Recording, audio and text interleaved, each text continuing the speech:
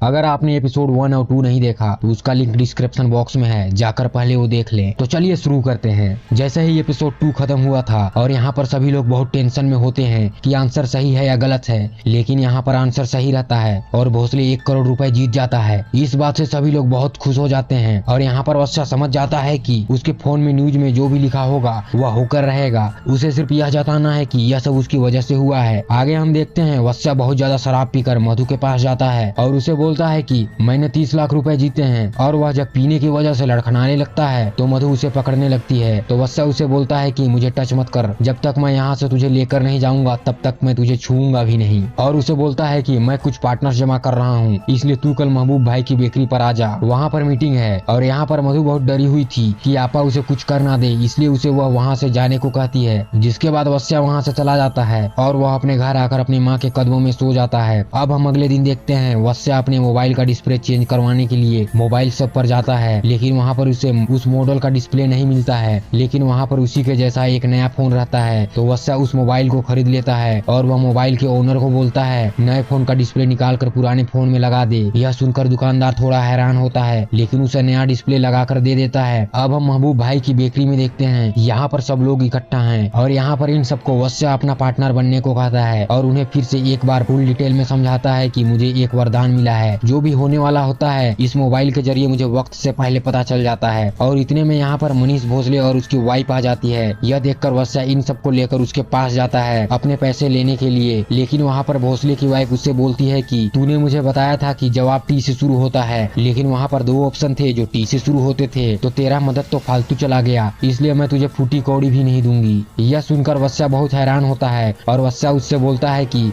इसमें 2 ऑप्शन तो कम हुए ना। यह सुनकर भी वह उसे कुछ भी देने से मना कर देती है और यहाँ पर वह मधु से झगड़ा करने लगती है और उसे अपने पति से दूर रहने को कहती है। यह सुनकर मधु भी उससे लड़ने लगती है तो वत्सा उन्हें छुड़ाने आता है, तो भोसले की वाइफ उसे खींचकर उसके गाल पर एक थप्पड़ मारकर वहाँ से चली जाती है। और उसके जाने के बाद वत्सा इन सभी को अंदर बुलाता है और उन्हें फिर से समझाने लगता है और उन्हें बहुत सारे न्यूज पढ़कर सुनाने लगता है। और उन सभी न्यूज में से एक न्यूज में लिखा था एक बैंक हमेशा के लिए बंद होने वाला है। यह सुनकर मधु बहुत परेशान होती है और वह वत्सा को बोलती है वत्सा मजाक मत कर, मेरी पूरी जिंदगी की सेविंग उस बैंक में है। यह सुनकर वत्सा उसे बोलता है तेरे पास सिर्फ 1 घंटा है सारे पैसा निकालने के लिए, तो तू तुरंत जाकर पूरे पैसे निकाल ले। लेकिन यहाँ पर मधु को उस पर यकीन नहीं होता और इतने में उसके पास आपा का कॉल आता है, तो मधु यहाँ से चली जाती है। और अब महबूब भाई भी वहाँ से एग्जीबिशन सेंटर जाने लगते हैं। यह देखकर वत्सा महबूब भाई को वहाँ पर जाने से मना करता है। वह बोलता है कि वहाँ पर बहुत भगदड़ होने वाली है, लेकिन यहाँ पर महबूब भाई भी उसकी बातों पर यकीन नहीं करते और वो वहाँ से चले जाते हैं और उनके पीछे पीटर भी चला जाता है। अब हम आगे देखते हैं वत्सा अपने शौचालय में बैठा हुआ होता है, तब यहाँ पर आपा के गुंडे आते हैं और उससे हवाले का पैसा मांगते हैं, लेकिन यहाँ पर वत्सा के पास पैसे नहीं होते तो वह कल देने की बात करता है।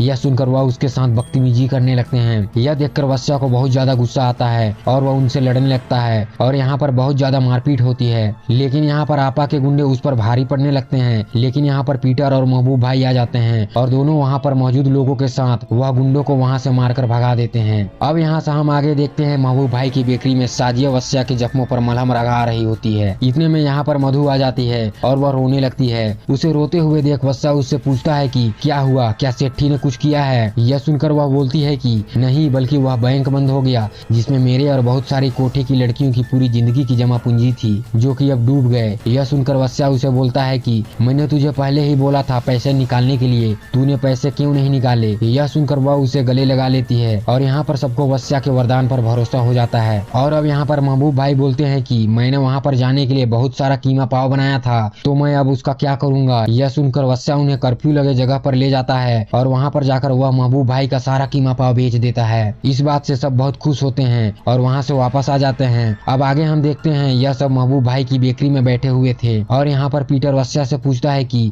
अब आगे क्या करना है, तो वत्सा उसे बताता है कि आज मैंने कोई क्रिप्टो करेंसी के बारे में पढ़ा है जिसका रेट बहुत ज्यादा ज्यादा बढ़ने वाला है, लेकिन इसके बारे में मुझे कुछ भी ज्यादा पता नहीं है। तभी यह बात साजिया भी सुन लेती है और उन्हें बताती है कि क्रिप्टो कॉइन एक करेंसी जैसे है जिसे स्टॉक की तरह यूज किया जाता है। यह सुनकर वस्या उसे पूछता है कि क्या हमें इससे फायदा होगा। यह सुनकर साजिया अब एक ब्लैक बोर्ड पर लिखकर उन्हें समझाती है, हम इसमें इन्वेस्टमेंट करते हैं और अगर तुम जैसा बता रहे हो अगर वैसा ही होता है तो हमें इसका 15 गुना तक का फायदा मिलेगा, लेकिन हमें इसे नेट बैंकिंग के थ्रू करना होगा। लेकिन यहाँ पर नेट बैंकिंग के बारे में भी किसी को पता नहीं होता है। तो साजिया अपने बॉयफ्रेंड वसीम को कॉल करती है और उसे अपने अकाउंट में से 2 लाख रुपए डालने को कहती है और वो बताती है कि मैं शाम तक इसे डबल करके दे दूंगी। तो वह उसका बॉयफ्रेंड होता है तो उसे मना नहीं कर पाता और उसके अकाउंट में पैसे डाल देता है। और यहाँ पर महबूब भाई उसके बॉयफ्रेंड के बारे में सुनकर उससे बहुत ज्यादा गुस्सा करने लगते हैं। तो साजिया वस्या को बोलती है कि अगर अब्बू मुझे गुस्सा करेंगे तो मैं तुम्हारी मदद नहीं करूंगी। यह सुनकर वह उससे कुछ नहीं बोलते और चुप बैठ जाते हैं। जिसके बाद हम देखते हैं न्यूज में बताया जाता है क्रिप्टो कॉइन की वैल्यू बहुत बढ़ गई है। यह सुनकर वह सभी बहुत खुश हो जाते हैं और यहाँ पर वस्या साजिया को उनका अकाउंटेंट बना देता है, मतलब उसके पैसों का हिसाब किताब अब साजिया ही रखेगी। और यहाँ पर वस्या उनसे रिक्वेस्ट करता है कि इस बार का सारा पैसा मुझे दे दो, मैं वह पैसे आपा को देकर मधु को छुड़ाना चाहता हूँ। तब सभी उसका बात मान जाते हैं और यहाँ पर शाम में साजिया का बॉयफ्रेंड वह पैसे उन्हें लाकर देता है। अब वस्या वह पैसे लेकर आपा के पास जाता है और वह पैसे देकर मधु को कोठे से आजाद करा लेता है और अपने साथ ले आता है। और यहाँ पर मधु उससे पूछती है कि हम कहाँ जा रहे हैं। तो वस्या उससे बोलता है